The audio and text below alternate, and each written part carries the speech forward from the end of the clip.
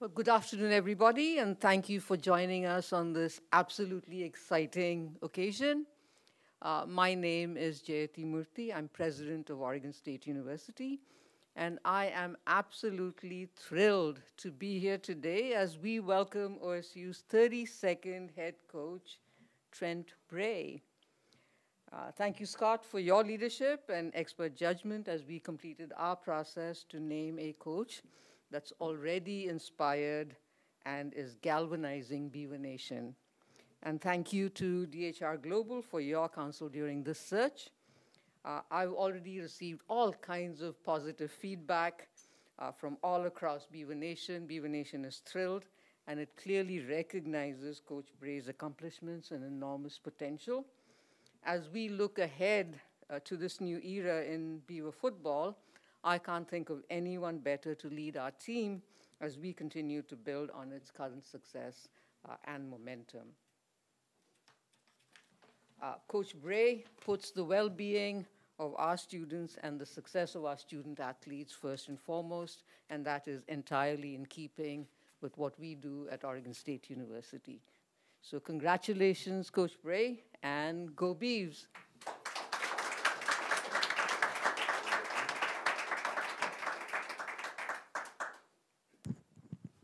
Beavs is right. It is a great day to be a Beaver, and certainly for our student athletes and all of Beaver Nation.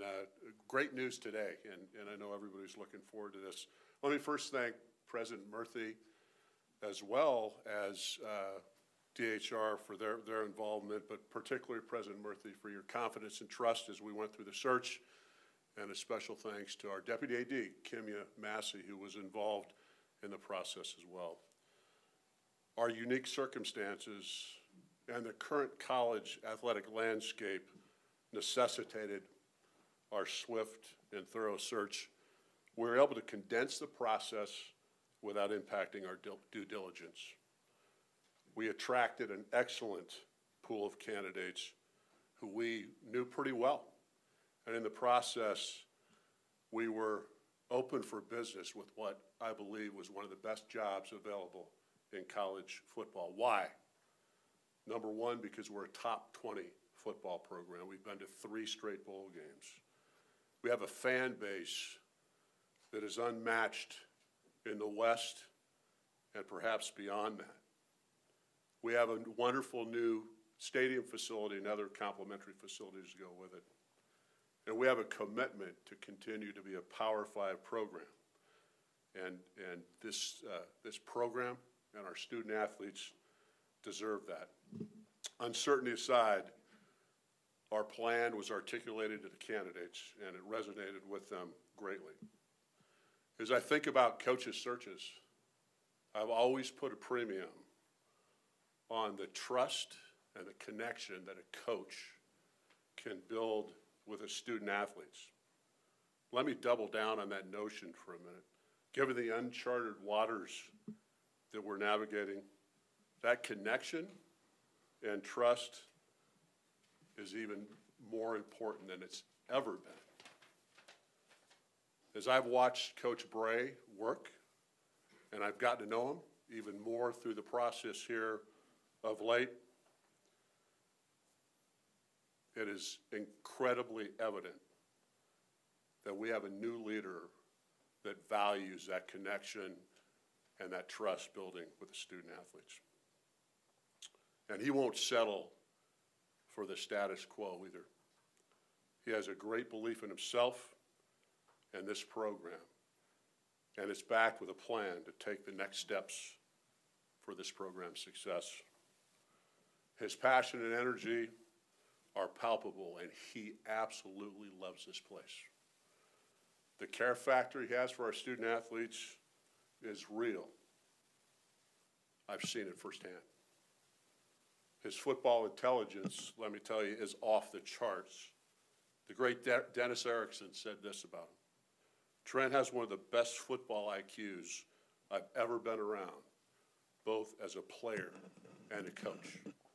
So, Beaver Nation, with that, let me introduce to you our own number 44 and your new head football coach, Trent Bray.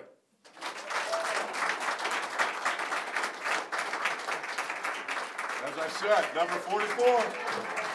There you are, buddy. What's really impressive is it looks like you could still fit it in your glove. You're up, my friend. I'd be able to go about 2 plays. Yeah, I just want to express my appreciation to Scott Barnes, President Murthy, the DHR Global, everyone that's involved, the players and the reception they gave me last night when I was announced. Just this university, this town, there's not a place I want to be. I've said that before. I've never had an interest in leaving this place. It means a great deal to me. The community, the friends that I have, the relationships I've made as a student athlete here, as a coach here, I'm just very appreciative to everyone involved, and I'm excited about this opportunity because I feel what we've done over the last couple of years with Coach Smith and the place he's left this program for me to take over is in great position. And we are excited to keep this thing moving and compete at a championship level and a top 25 level. And that's the expectation. And our kids are ready for that fight. I am ready for that fight. Our administration's ready for that fight. So I can't say thank you enough for this opportunity to lead this program that I love and am so committed to. Thank you very much.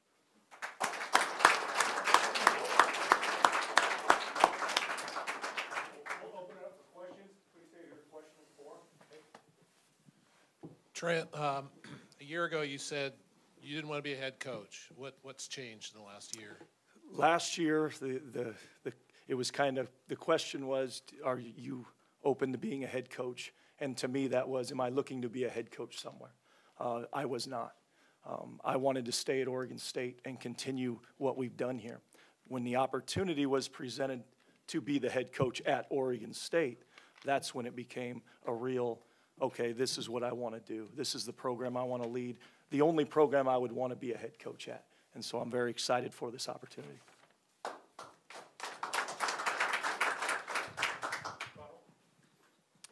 Trent, obviously you had a lot of players come out over here, sorry. Oh, obviously you had a lot of players come out in support of you. They wanted you to be the guy. What does that mean to have that backing of the players? Like I said, I just appreciate them. It means a ton because that's what we do this for. That's what we coach for is the players. And our job is to help them be better versions of themselves. And so to have them feel that I'm the guy to do that and the trust that they have in me to do that was remarkable, and I appreciate them very much. Trent, over here. You said last night when you met the students that you would not be coaching in the bowl game? Yeah, as of right now, just all the work that I have to get done to build a staff, recruiting, I don't feel that I can give the correct amount of time to these players that they need to go out and play the way they're capable of playing and have total trust in Coach Skafense and the rest of the coaches that are here to lead them on the field. And I'm very anxious and looking forward to watching them play. Speaking of recruiting, my last question, what is your philosophy when it comes to recruiting? We're going to be aggressive. We're going to be aggressive in trying to acquire talent. That's a surprise, aggressive. We feel this is a great place, and there's a lot of great stuff because of a lot of people being gracious in their donations and their support. We got great facilities, great coaches, and that's only going to get better. The coaching staff is going to be remarkable. I'm excited about the guys that are interested, and the interest that I've had, just hundreds of texts and calls of interest from people all over the country. And so I'm excited about what we're going to build here and continue to build here. Trent, how long will it take for you to build a coaching staff? And of the guys that did not go to Michigan State, how many of them do you plan to keep? I've talked to a couple about staying, and they have expressed to me they want to. I'll probably build an offensive staff faster. Being the opposite side of the ball, I can sell the defense. I know what we're going to do. But we'll try to put it together as fast as it needs to be done. We're not going to rush it and put together a staff that's not 100% the right staff. And I feel confident that we'll get that done. Jonathan, we talked a lot to him about kind of what his conversations were like with Athletic Director Barnes, just about what the future looks like for this program. Were you involved? How involved were you kind of with those conversations, and how much have you kind of learned in the last less than 24 hours about kind of what you need to do now stepping into this role for the future of this university? Scott laid out a perfect picture of where this university is and where it's going. And that was a big selling point to me when we first sat down about, the strength of where we're at, where we're going, and what we can do here in the future. And that's the big reason that I'm sitting here today, is because I believe in what's going on here. I believe in what our administration's doing, the fan base is doing, the players that we have here to play, and excited to get it done. Trent, how will you shift around coaches? Some may have left, so you got positions to fill to prepare for the bowl game. There's a group of coaches that have committed to staying through the bowl game, and I'm appreciative to them to do that. And then we'll maneuver around that as we bring coaches in that have to do their work here at Oregon State. But they have been committed to finishing out this process with them. Coach, obviously, you had the opportunity to potentially remain as just the defensive coordinator here at Oregon State. What made you feel like you were ready to take that next step and be the head coach of this program? A little bit of a sense of responsibility to this place for its care, to make sure that this place continues to go in the direction that we know this place is, which is a top program in the country. And so when I was offered that responsibility to make that happen, I took great pride in getting that done. Trent, you mentioned recruiting, but how important will it be to re-recruit members of the current roster? How much time will you be spending on doing that, and what will your pitch kind of be to the current members of the roster to stick around? I think that's college football in general nowadays. You've got to recruit your roster every year just as hard as you recruit new players to your roster. And it's really painting a picture for them of where we're going and what we're going to do, and making them feel good about the place that they're in. And then from there, it's the trust and relationships that you build that you hope make them want to stick around. They feel valued in your program. Trent, you made a comment last night to the players about the college football playoff and how you felt like the program is as close as it's ever been. What leads you to believe that? How much of a selling point will that be to players and recruits? I hope it's a big one, because I truly believe it with what we've done, the players that are in this building right now. We are more than capable of getting to the college football playoff with this expansion next year, and we're excited to go out on the field and do it. And I think they're excited to take that step with me, and I'm excited to take it with them. Trent, you're obviously an OSU alum. Specifically, how is that helpful in this position, especially at this point in time for the program? I think it's always a good thing when you know this place. You know how it operates. You know its strengths. You know the things that you got to improve. I think that's probably my biggest advantage, knowing this place, the landscape, what it's like to recruit here. I've recruited here for many years, and then the relationships with the players and the community and the fan base is a tremendous asset of mine, and continuing to push that and make this place better. It seemed like last night when you were announced as head coach to the team in the video, I mean, you got a very big round of applause, even some hugs before you even got to say a single word. Just what was that emotional feeling like, and what does it mean to you to kind of have that reaction from the players, knowing that the mood in this room would be a lot different now if you weren't sitting in your seat? Yeah, that was a big part in my interest in this is one, again, the players is where it started. Making sure that I took care of them and this university. And so it was overwhelming, to be honest, when that was the reception, and very thankful to them for having that belief in me.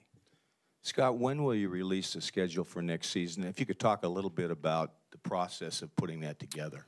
Yeah, a little bit like herding cats right now, but very soon. It's a model that would be 6 group of 5, 5 Power 5s, and then an FCS, which, as Trent and I have talked about, is a really exciting path to an expanded playoff potential spot. What will happen is we'll have an announcement of a bulk of that soon, and then until the ink dries, can't really announce games. So there'll be a couple that trickle in afterwards. So you'll hear an announcement very soon on a portion of that. Trent, there was a press conference yesterday at Michigan State where the coach seemed to really emphasize that, he was at a place where he truly believed that he can build a winner. My question is, one, when did you know that he was going to be leaving, and do you truly believe that you can build a winner here? I'll start with the latter. Yeah, I truly believe we can continue to build a winner here. I think we've proven over the last couple of years to be capable of doing that. I found out real late in the process, you know, and it didn't sit quite right with me, which is why I wasn't in a hurry to get on the plane when he asked me to go. And then when I was presented this opportunity, I stayed even longer and wanted to hear this out and see where this could go, and best decision I've made. Scott, you mentioned Trent being, you know, a player's coach, having that connection with the players. How many conversations did you have with those guys on an individual group basis, and how much did that influence your decision to promote Trent? You know, you always start when you're searching for a coach. You start with the leadership capacity, the integrity, the fundamentals. But when you look at the assets that a coach brings, and I said it more than once, the connection now more than ever with the transfer portal, this sort of free agent marketplace that's occurred because of NIL, absent guardrails, and a transfer portal that was absent any specific windows until recently, makes it even more important to have those relationships. I've obviously been around Trent for 6 years, and I've watched him work as I connected with our student athletes. And I, you know, to be honest with you, Trent's relationship with the student athletes you see every day, so it wasn't a surprise. So whatever I heard from the student athletes, and we had several meetings. We had team meetings, and we had more individual meetings, smaller group meetings. That comes out in spades. What influence that has at the end of the day, when you check the box on all the other things you need, what rises to the top is that. And I'll say it again, given today's marketplace and the situation we're in, not at Oregon State, in college athletics, that relationship means more than anything. When you couple that with Trent's chops, if I could say, I mean, you look at his pedigree. Dad was a coach. He's been mentored by some of the best in college football history. And you look at the results on the field, all of that plays into it. But it does go back to an important element, and that is his connection. And I want to say this about it, because he and I have had a lot of conversations, and I was taken aback, really, Trent, by how close those relationships are. He works at it, and it's sincere. This isn't somebody that's just blowing smoke. He has a deep, sincere care factor, as I call it, for those student athletes, and they know that. And if you're blowing smoke about that, they'll see right through it. So this is a genuine care factor that Trent has for this place generally, and for these student athletes. And because of that, there's a trust level between them that I don't see very often. Trent, down the final few weeks, there's some players that are a little unhappy with how Jonathan went about going and getting this other job. Are there some fences that you'll need to mend with some of these players, and how would you go about doing that? Yeah, I think, you know, the good thing is I have experience in this field. As a player, I went through a coaching change where we won too many games and our coach took off. So I have some experience in that. And yeah, there's initial anger and all those things, but I think it goes back to the trust that's built over time that I've been fortunate enough to build with a lot of these guys. It's a little easier to mend those fences when there's trust and belief that's already here. So it hasn't been too hard. Conversations have been really good. They like it here. I mean, I'll give Coach Smith a ton of credit. He built a great program where these kids feel valued and welcome. And so every player on the team. So we continue to push that forward, that kind of culture that the team has, and hopefully take it to the next step. Coach, you've been a part of this program now for a majority of your life back here, but to be here at this part of your life, the head coach, is this a dream position for you at your time? Yeah, because I think this is, like I said earlier, this is the only university that I'd want to be the head coach at. And there were other opportunities to go coordinate and do all that, which I love. I love coordinating and hands-on, day-to-day coaching, but the opportunity to lead this place, especially, I think real leaders show up when times are hard. And we're in a little bit of a tough situation with everything that's happened over the last year in college football. And to me, that made it so much more important that I step in the fight and help this place. This is a question for Scott, but it could be for Trent as well. Did you find any candidates with trepidation over the situation that the school is in right now? And for Brent, same thing, or for Trent, same thing. Any thoughts of trepidation about the immediate future? Yeah, obviously uncertainty, but what's different is when you get in the room with each of these candidates, and we had a great pool of candidates, as I'd mentioned earlier, and you're able to articulate a plan, honestly a plan that I can't get into the specifics with publicly, but I can talk more about and lean into in private. It resonated, both how we're going to fund ourselves, what our schedule looks like, and what our goals are. And so no trepidation. In fact, you have a preconceived idea because of what you read as to what might be the circumstances. And once we broke it down for them, everybody leaned into it and embraced it. And I think Trent did as well. Absolutely. Hey, Coach, when you talk about the relationship with the players, did you see that modeled by your own dad when you were a young man, having players of the house, building relationships when you were a kid, and saw that, and other coaches, maybe mentor-type coaches that influenced you along those lines? Yeah, I've said it forever. Both my football knowledge and the way I go about my work, the foundation came from my father, and watching him and seeing how he interacted with his players, the care that was taken for them, not just as a football player, but as a person. And so that's always kind of been my model of how I move in this business. And then I've been fortunate enough to have a ton of other mentors along the way that were very similar. And Coach Riley, Coach Erickson, Coach Banker, that it was more than just football, and it is. And I think when the players believe that you care about them more than just as what they can do, a stat line, I think that's when real trust and belief is built, and that's a huge part of this game.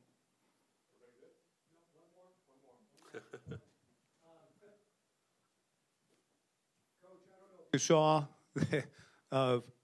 the sort of grassroots effort in the nil world on 44 for Bray for whatever exactly it was. It gained a lot of momentum quickly in that space, in that world. I know that happened apart, separate from you and your own input, but it was organic. What did that mean, and how important is that space right now for what you're going to do here? I think just the excitement in the program, especially over the last couple of days, there was a little bit of worry with Coach Smith taking off, but I think just the excitement in the program is good for this place. It's good for the players to realize that this fan base cares and they're still excited about what's going on here, and there is life after Coach Smith.